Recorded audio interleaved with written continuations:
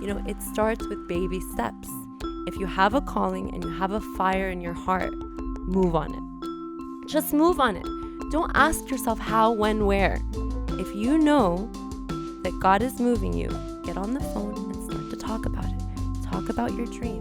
Talk about the dream God put in your heart. And you'll see, little by little, people will say, I have this for you. Why don't you do it this way? Why don't you do it that way? Next thing you know, you have a shipment going to Jordan to help the refugees. Today on the podcast, you're going to hear from a great friend of mine. Jacqueline Isaac has done amazing work in the Middle East. Her work at the UN, Congress, and the European Union to pass the genocide resolution to help the people of the Middle East and Iraq and Syria has been outstanding. We're going to talk about that. It's a very timely interview, especially with everything that's happening in Syria currently. And so I hope you enjoy the conversation. Hi, Jacqueline Isaac. Hello, Joel. Well, welcome to our third podcast. You're number 3. Congratulations. Well, thank you.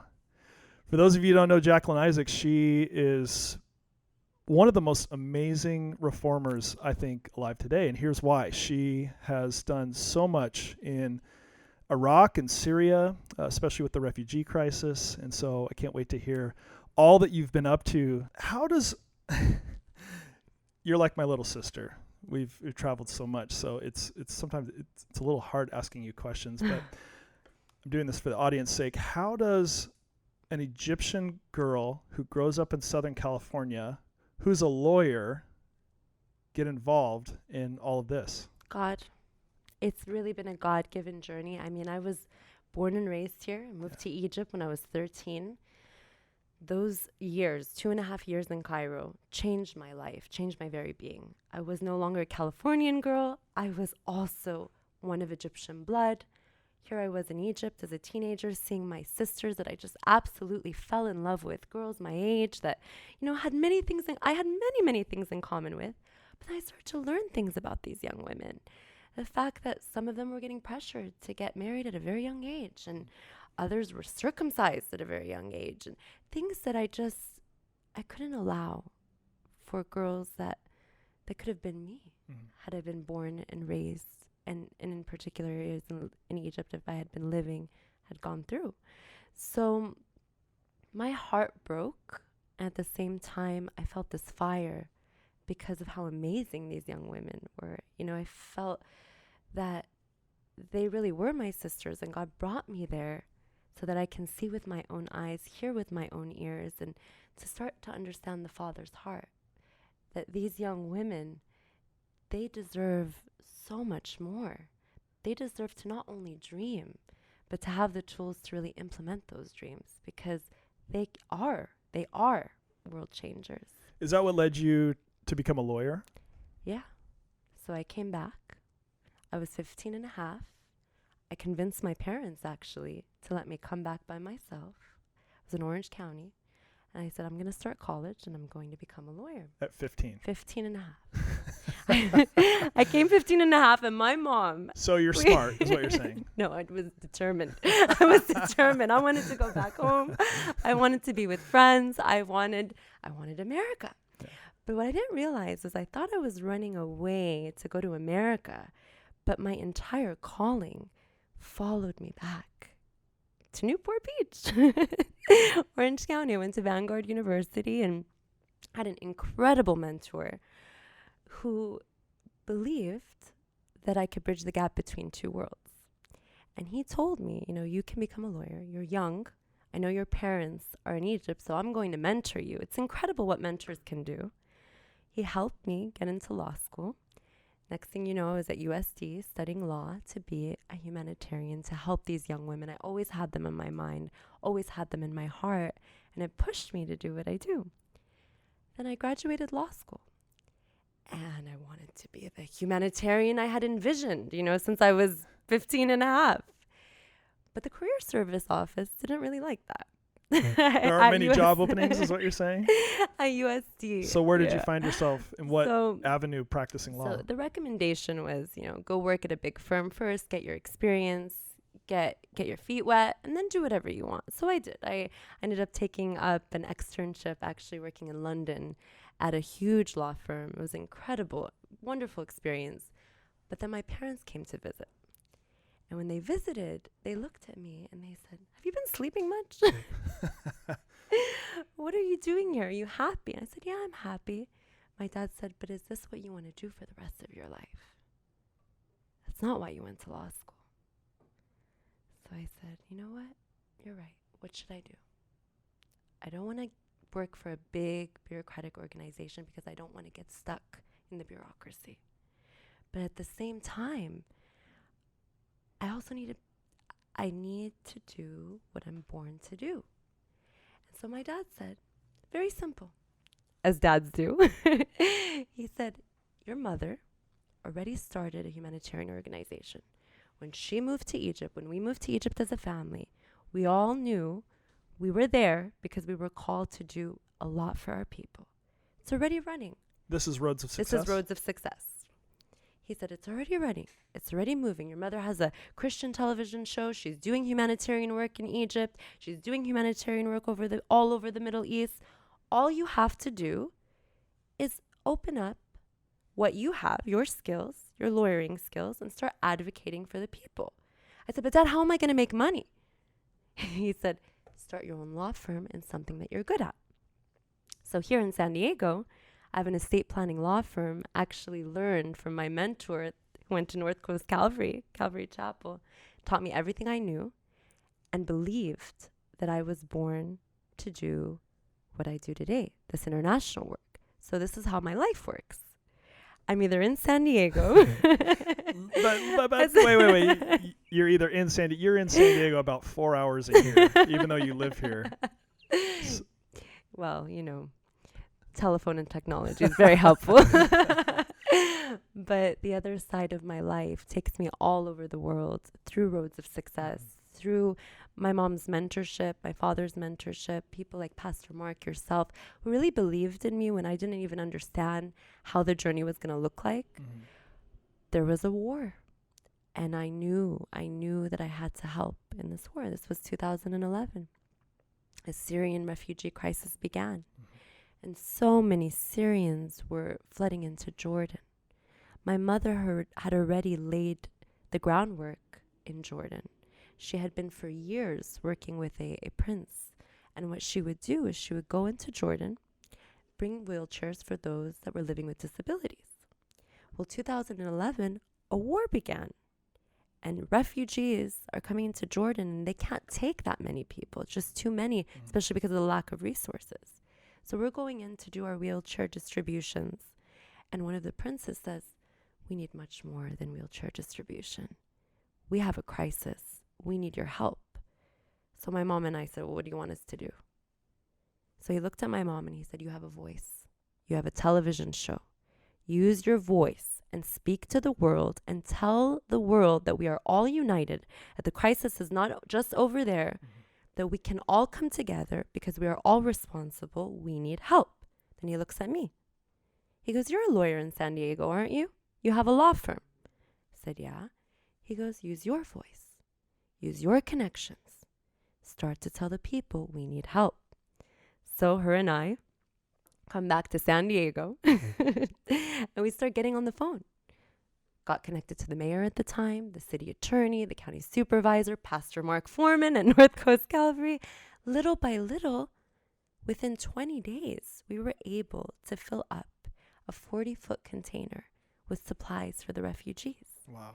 And this didn't happen by years of experience. No, this happened by a call to the heart of people. You're talking about families in San Diego all the way to LA, Riverside, people opening up their garages, their homes, sorting out the clothes that they wanted to give, care packages, notes. Everybody's heart was in this. I mean, we had one point where a man heard my mother having a conversation, and next thing you know, he got his boss to donate 60,000 pounds worth of blankets. Wow. I mean, an incredible miracle story. So, at Prince of Jordan, decided to get it flown over, the entire shipment, absolutely for free. He got Royal Jordanian Airlines to connect with us. They flew it for free.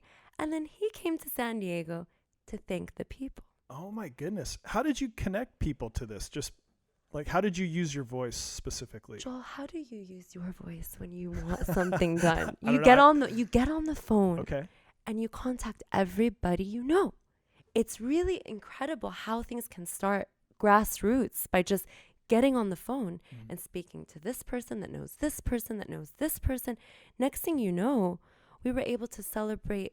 We had a beautiful gala here in Del Mar, actually, with people from all over California that supported us, has said, our heart was in this. Wow. You know, we believed. And it was just about getting on the phone and getting to contact people and make your call to people you know. And I just want to encourage everyone that's listening to this. You know, it starts with baby steps. If you have a calling and you have a fire in your heart, move on it. Just move on it. Don't ask yourself how, when, where. If you know that God is moving you, get on the phone and start to talk about it. Talk about your dream. Talk about the dream God put in your heart. And you'll see, little by little, people will say, I have this for you. Why don't you do it this way? Why don't you do it that way? Next thing you know, you have a shipment going to Jordan to help the refugees. So that was our beginning. It was a very, very beginning of our journey. And I think it's a very important part of how that led to where we are today. That was 2011. Now we're 2019. Well, fast forward or rewind if you're 2019. Tell us 2014. Your involvement in Iraq. That was, obviously one of the most horrific humanitarian crises of, at least during my life. Can you explain to me how you got involved in Iraq and Syria? You know, again, it began here in San Diego, believe it or not. My mother and I, after what happened in Jordan, decided we wanted to mentor Iraqi teenage refugees. And as a part of that, we had a mentorship program where each of the teenagers were matched up with those government officials that we had met a year prior for the Prince. And on our way to celebrate these children and the government leaders, I went to an eyebrow lady to get my eyebrows done. It's a really, really funny part of the story. You know, there's just no coincidences. I really don't believe in coincidences. This woman was doing my eyebrows, and I said, I have some extra tickets for this event. Do you want to come? And she says to me, you're helping Iraqi teenagers here. What about Iraqi teenagers there? In Iraq. In Iraq. Do you know what's going on? I said, yeah, but it's really hard to go to Iraq. This was the wife of Robert Samo. Robert Samo was a man that was very connected with the northern Iraqi government. One of the most many contacts. One of the most connected guys I've ever known, who was our fixer on the Iraq documentary and who really gave us peace of mind, going everywhere, connected to everybody. And has a heart of gold. He's like, do you want to meet with the president? How does lunch he today? He is the super connector. He would make it happen. Unbelievable. And so, same with his wife. Yeah, so Amy. This little conversation leads us to go to this event. We're hearing these kids sharing their stories. And I looked at my mom and I didn't realize that that would be the beginning of the journey. God had been working on her heart to go herself, but she didn't think she was going to go with her little daughter. No, in her mind, she was going by herself, and I would stay here mentoring the teenagers here in San Diego. But one day I came to her and I said, Mom, I want to go to Iraq. She said, I'm going to Iraq. You're not going to Iraq. You're young. It's dangerous. You're not going. I said, Mom, you're not going without me. So she says, okay, here's the deal. And you're not talking about a time where, now a lot of organizations, a lot of people. Your mom is here too. So she's watching me. Yvette, if there's anything inaccurate, feel free to chime in. And there's so many today, 2019, you have so many people going into Iraq because it's now safe, but relatively safe. But 2014. You're talking not safe at all. Mount Sinjar's happening. All the refugees the Yazidis have run up this mountain. ISIS has sealed off this mountain. The temperatures were triple digits, and no water, no food for a month. How long? I mean, how long was it? Yeah, months. So what was happening is helicopters. If you all remember those scenes, they were all over the news. You can't forget it. There were scenes where helicopters were going to the top of the mountain and they were dispatching supplies of water and of food. And a lot of times the water would just, splatter and they wouldn't get their water. People were starving. They were cold. And all we knew was what we knew, which was doing a container the way we had done a year prior. Couple years prior. And so we said, okay, let's get a container up there.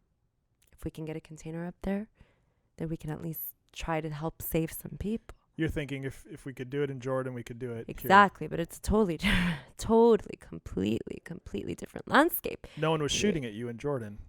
Good point. No, really, really, really, truly, you're talking about a place where nothing is guaranteed. You were talking about a soil where you don't know what's going to happen, not just tomorrow. You don't know what's going to happen in an hour. You don't know where a bomb's going to hit, when a bomb's going to hit, who's hitting who. The coalition was there at the time in full force. It was a very complex time to even understand or digest what was happening. Was a whole nother thing. You saw it on the news, but what did that mean? How did that translate? You wouldn't understand that until you actually bring yourself to the soil. So we were connected to Robert. We were also connected to another woman named Abby, who is incredible. And we were connected in Iraq to a hero who I think should be a Nobel Peace Prize winner named Dr. Nazar, who you know very well. He is a hero. He is. And he was one of those people. What was his title at the time in the Iraqi government? He is the health minister in the Dahuk region. Okay. And still is. Health director, my mom's correcting me. Health director of the Dahuk region. And so what he did was he decided that no matter what, he had to get to those people. And he had to get aid to those people. Now, mind you, all these people, Yazidi people, were stuck on top of the mountain. On the bottom of the mountain are ISIS fighters. Completely surrounded the mountain. Completely surrounded. So nobody can get up there. But he's trying to figure out ways to make it happen from day one. So we meet him. We have a container. The container made it after being very, very late because of the dangers. Made it. And Dr. Nazar tells us, we're not going to take this container to the displaced people that are in the safe zones. We're taking this container up to the mountain. Wow. So here's a Christian woman, Christian lawyer from San Diego, a Muslim Dr. Nazar, who's government official in Iraq, working together to bring resources to Yazidis who are stuck. Yeah. Wow. What a story. It's the heart of humanity, right? I mean, really, I believe that God puts in every one of our hearts this calling to be there for each other. And it has nothing to do with color, skin, religion. It has to do with humanity. And he could have easily moved to Europe at any point. Educated man. Has all the experience and connections in the world, but he decided to stay there to help his people. So, puts his life in danger, puts his team's life in danger because one channel opened. The coalition was able to get one channel opened. How wide was this channel? I'm not exactly sure, but I know that there were landmines everywhere. So, as they were driving up, when he sent his team to go up, they were so afraid that at any time that truck would hit the wrong area, that there would be an explosive that could kill them. But these guys risked their lives, risked everything, knowing that they might not see their children again, to help other children up on that mountain. And they brought our container up. It was one of the very first. I don't know how many had gone up at this point. It was just the beginning. And you see these images. One that I will never forget, and I think you've seen it. It's an image of a little girl. She's maybe 4 or 5 years old at the most. She's so cold, and she's looking at these containers, the container items, and she sees a box one of the boxes we use for the supplies. She takes that box and she puts it on top of her head for shelter. She's using even the box. That's an image that defined my entire journey the next few years, because everything mattered. Everything mattered for them to survive, and everything still matters for their restoration. I love how just one small decision and leap of faith, a courageous leap of faith, led you to be so impactful at a world event that everyone's very familiar with. You made a profound impact. I think it's really admirable, Jackie, and you're such an amazing person. But I think my favorite thing about you is just your willingness to say yes, and no matter what the situation is. And you're a very spiritual person. How does God lead you in these moments of intensity, like when you're going to Mount Sinjar, when you're in the battlefield, when we were in outskirts of Mosle? How do you relate to God in those moments? For me, and I believe for many of us, we realize at these moments that God built us up for a time like this. So for me, it was parts of my story as a teenager, the sad moments, the tragedies, the good moments, the shocking move to Egypt, all these things I saw along the way. Death, which I faced, someone very close to me. All of these moments, with its shaking, moved me enough so that when I was in those places, I knew that I was equipped to be able to move forward where God was taking me. Many times we don't realize why things are happening throughout our life, why those tragic moments happen. But what we do know, might not know the reason why, but what we do know, or we find out later on, all these pieces can later be used to fulfill that calling you were born for. So those moments where I said, okay, there is a chance of death. I knew what it was like for those people that were in risk of death up there to lose their loved ones. I knew that life and death could just be seconds off. It's true. And I knew because I had a tangible experience in the past. And it reminded me,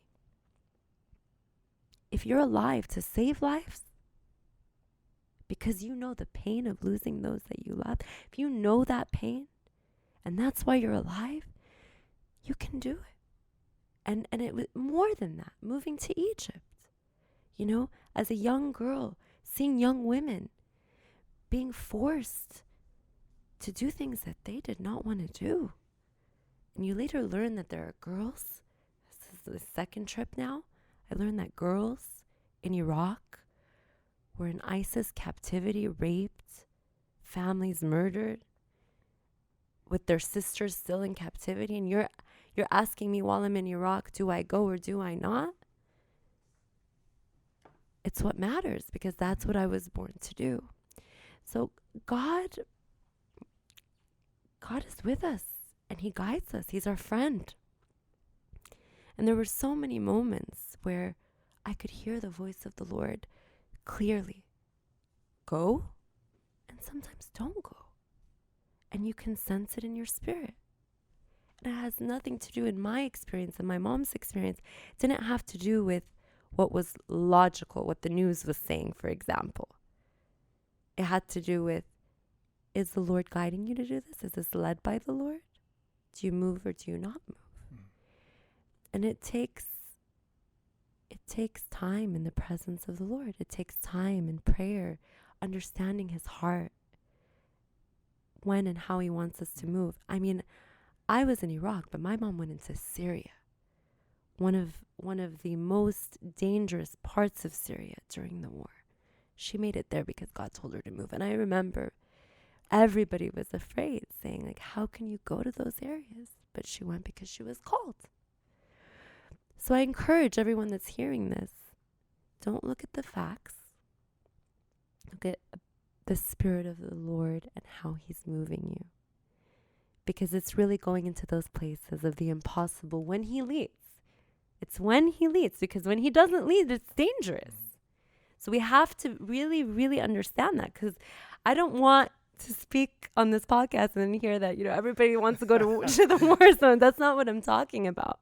I'm asking you, where is the Lord leading you in your personal journey?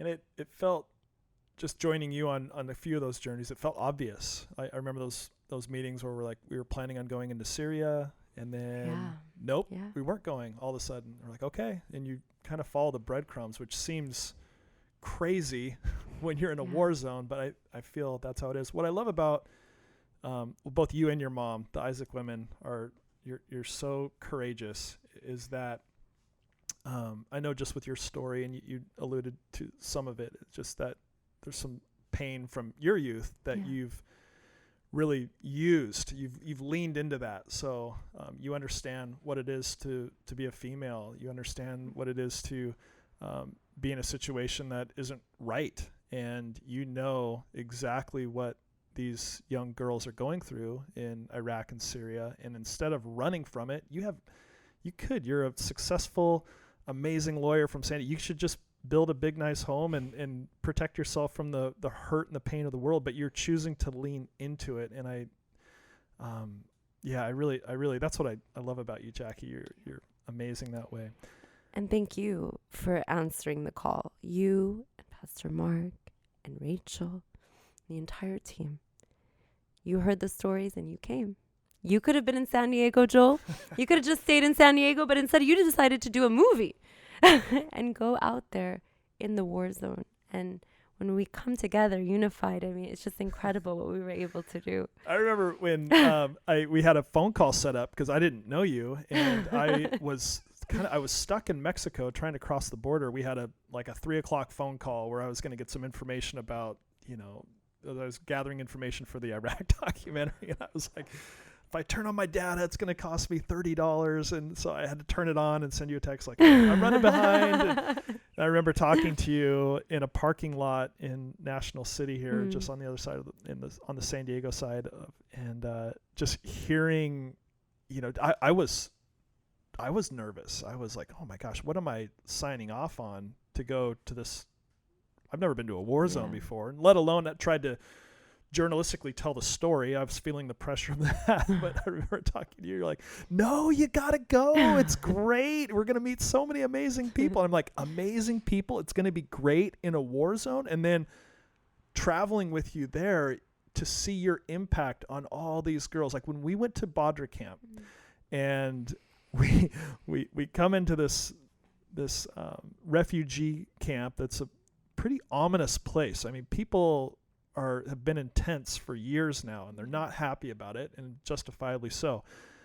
But when we went to the Roads of Success tent and we opened it up, and all those girls who their story is so heart-wrenching, but to see the joy and to see the transformation that was happening there, I knew exactly what you were talking about when I was in that parking lot. Oh, the people are great. You're going to love it. And I did. I fell in love immediately. Tell us what's going on with the girls in Badra, and tell us a little bit about what Roads of Success does with therapy. And it's one of my favorite things about you. Well, it's been an honor to have you and Pastor Mark go to the camp and to meet the girls. And Rachel and Jan have come to Germany, where a lot of the Yazidi and Christian girls actually are as well. You've encountered them, you've seen them, and for us, it all happened with an encounter. It all started when we met some of the very first girls that had come out of captivity. And we were sitting in a park one day, and we met them, not knowing what to say. And we all paused for a moment and decided to dream together.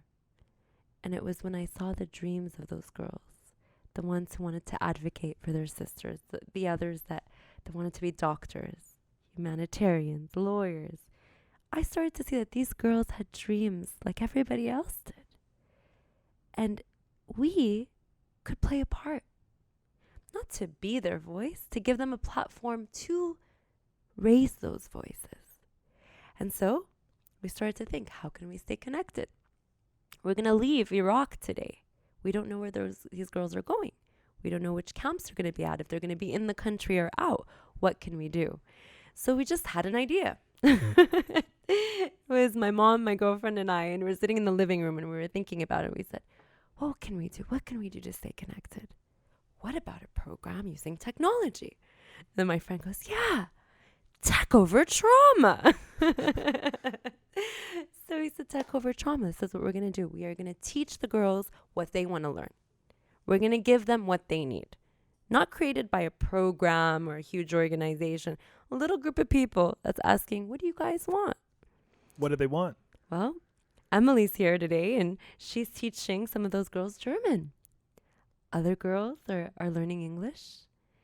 Others are getting the counseling that they need, some group counseling therapy. Biblical meditation, which has been amazing. Exercise. We now have a gym, which has been wonderful playground for the kids. And they're just dreaming again. Wow. They're just dreaming again. They have hope. They have hope. They know that they're not alone.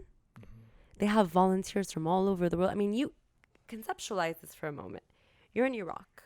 You're a girl that, came out of captivity, or a girl that faced trauma and lost your family members. And you're looking at what future looks like for you. And you find out that there are people from all over the world that care enough to want to instill whatever you want. It's like a schooling in the camp. So you'll have a New Yorker teaching English. You have a San Diegan teaching German. You have art teachers and those that want to teach makeup. And classes, this is all done classes. By Skype? All by Skype. Wow. So we have 2 platforms actually through the internet now, started by Skype, and our internet gadgets over there, and you've seen it yourself. It is a pilot program still because we're so small and we have internet problems at times that you've seen yourself. But we have a vision for the girls. And, sometimes it's not about how high-tech something is. It really isn't. It's about the hearts of the mentors and the girls. And that's what we're seeing. I mean, I've seen these teachers having to wake up at 4 a.m, 5 a.m, the girls knowing that the teachers are on the other line, but the internet is not functioning well. Yeah. And they wait. Yeah. They wait for each other. They wait an hour, they wait a half an hour until the internet comes back on, and they just start doing it. And the best part about the program is that they believe that others care about them enough. God cares about them enough that they can actually have the future that they dreamt of. It's possible. It's real. So it's been really cool. It's been really cool to watch it, with its ups and downs technologically. It's been amazing. I would love to see, and it would really be incredible for anyone that's listening. If you're a tech expert and you want to come on board to help get our internet going, it would be really amazing, because I believe when you're dealing with war in any time of trauma, they say the typical refugee remains a refugee for 17 years. Wow. 17 years. So a lot of times these people that are displaced don't know when they're going home. You think about a person who's born 1 month old when the war began. You think of all the years that passed by, they're still in the camp. We have the opportunity to help instill that life in them, those tools in them, to just allow them to believe in what God's called them to do. Now that's fascinating. You say 17 years. From our perspective, Mosul has been recaptured by the Iraqi and Kurdish forces, along with the Allied forces. ISIS has been pushed back into Syria and even, declared defeated. Why aren't the refugees going home? They don't feel safe. If you look at places like Sinjar, for example, which was absolutely demolished and destroyed by ISIS, by the fighting, they can go home. It's an option, but what are they going home to? And how do they know it's not going to happen again. Mm. So many of them say, oh, we're safer in the camps. At least we have running water in the camps. At least we have some kind of guards that are watching over the camps. And many of them will never go home because they don't feel safe. So what does that mean? Are they lost and hopeless? No, the answer is in all of us. The answer is in all of us to come together and say, not impose what we want for them, to ask them, what do you want? And that will change over the years. And you've seen this, Joel, yourself. What do they really want? Some will say, education is what I want. Others will say, I just want to work for my family so I could get started here. You know? But are we available to give them that chance to have the choices instead of just saying, my case is hopeless, because it's not. We think the war's over, and that means it's over. The situation is over. But I want to just challenge everyone that's hearing today that actually the war may be ending, but the story just begins here. Yeah. Washington Post, I might get these numbers wrong, but they'll be close, was estimating that in Mosul pre-ISIS invasion, 15,000 Christians. Today, under 20, under 50, very small number. Do you think the Christian or the Yazidi population will ever return to Mosul? No. I think it's going to be very hard. I don't want to say no because it's not impossible. But I think that there are a lot of factors that you're aware of, just as I'm aware of. We've spoken to many people while in Iraq and understand a lot of the political landscape and the fears. I don't know. I don't have the answer, but I can say that if it's going to happen, it's going to take a lot of people and a lot of states coming together to create the environment to make them feel safe enough. Is this why you're so passionate about working within the refugee camps themselves? Yeah, because you don't know where they're going to go next. You know, we've seen many of them that we met in Iraq and now we're in Germany. You don't know where they're going to go next. So what you do know is you have time with them now. What can you do to instill the tools, give them the tools that they need wherever they go to reach their full potential, to really reach what they want to accomplish? And they can. I want to say that these are not just people that are traumatized by war and we just box them as refugees or victims of trauma. They've taught us so much. These are resilient people. Resilient. And you know this just as well as I do. The things they say, the smiles on those faces, their ability to just truly never give up and keep going has taught us so much. So wherever they go and whatever they do, I know they will be contributors to our world. We just need some tools. And we can help them with those tools. All of us together, you know?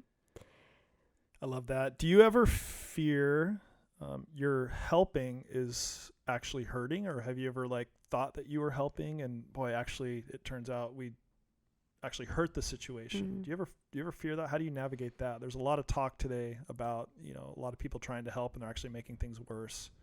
Here you are working in one of the most contentious zones in the world. Do you ever fear that?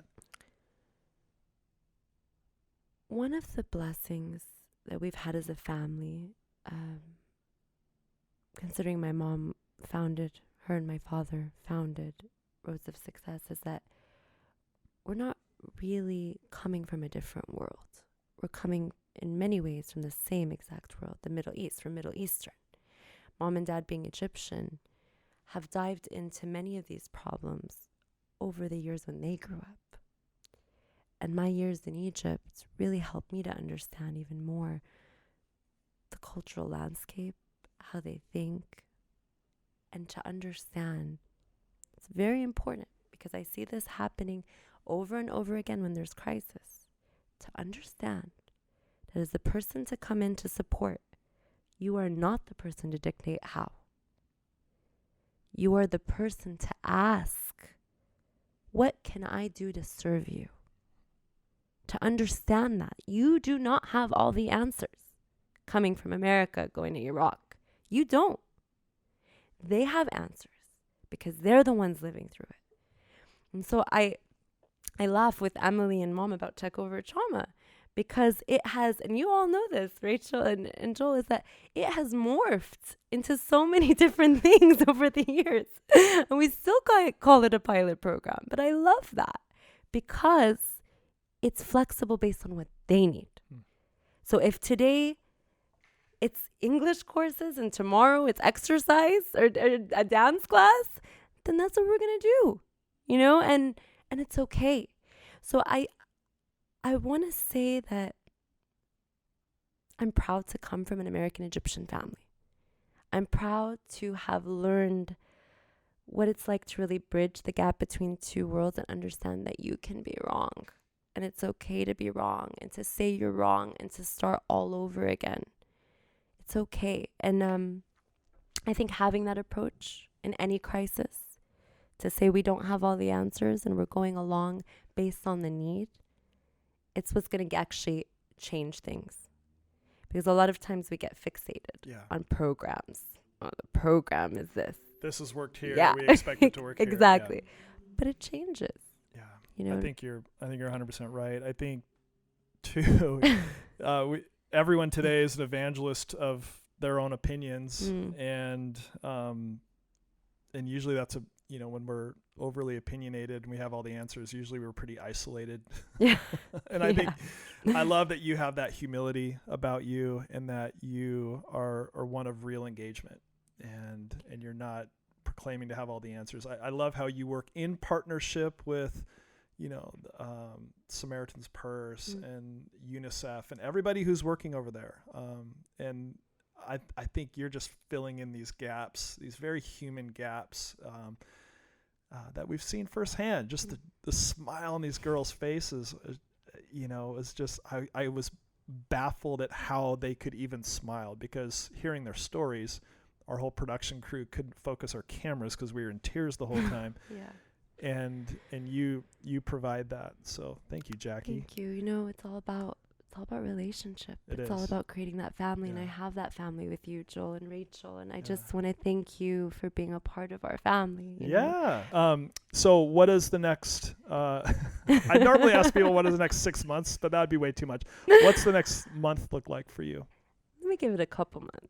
The next 2 months I'm really excited about, because November, the UK is actually launching an amazing conference.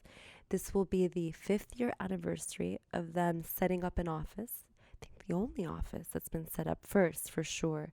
An office on preventing sexual violence and conflict. I've become a part of a drafting committee where we just drafted an incredible declaration to be signed by religious leaders all over the world. Wow. And it will be to stand against stigma for those survivors. So we are looking forward to having that launch in November, having the religious leaders sign on, and to stand really with the women and to say to their denominations, to their churches, their mosques, their temples, to say, we are standing with these women. We want them to have the independence to make their choices. We want them to be contributors to society, and we will not look down upon them. We will admire them as our heroes. So I am really excited about that.